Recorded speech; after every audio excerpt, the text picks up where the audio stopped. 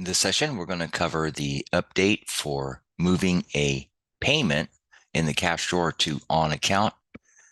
Now, also, we're going to spend a little time going into some of the background information, so it's going to be a little bit lengthy, and that way make sure you understand everything that's happening in your system.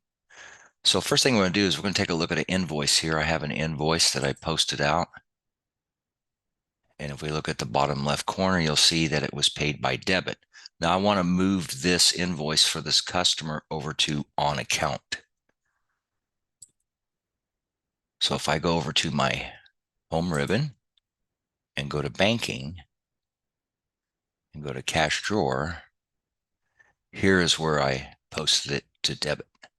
So to move this over to on account, I just simply right click, change payment method, and I'm going to move it to on account.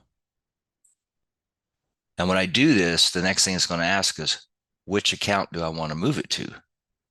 So I'm going to go in here and I need to go find the AR account. So if the customer does not have a receivable account already set up, what you will need to do is go to their contact record and set them up with a receivable account.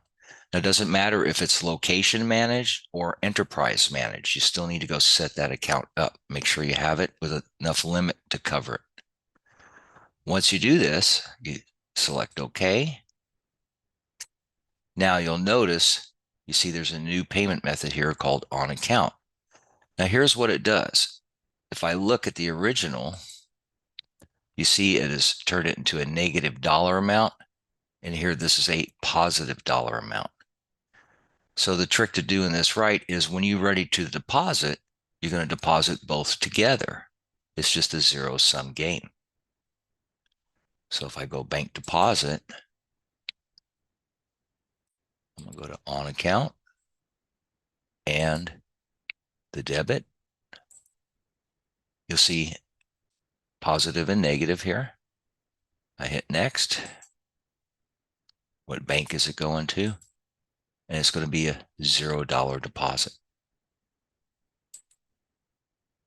You can print a copy again if you want. So now when I go look at my bank account, you see there's an in and an out.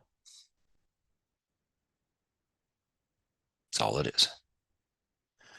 Now, that's this one at the very bottom, 100.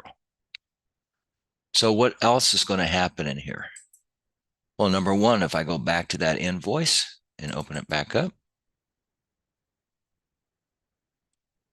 see now it switches the payment method to on account. So you can reprint that and it'll be accurate.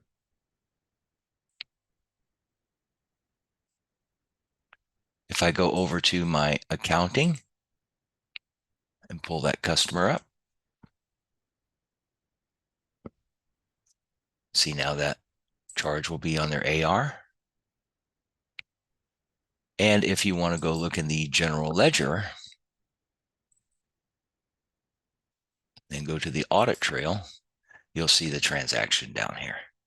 So here's where I'm posting out tickets. And there's where I switched it over to the receivable. So number one, you want to make sure if you're going to move it to on account, make sure that contact does have a receivable account set up. And that is how to move it to on account. And everything falls right into place in the general ledger.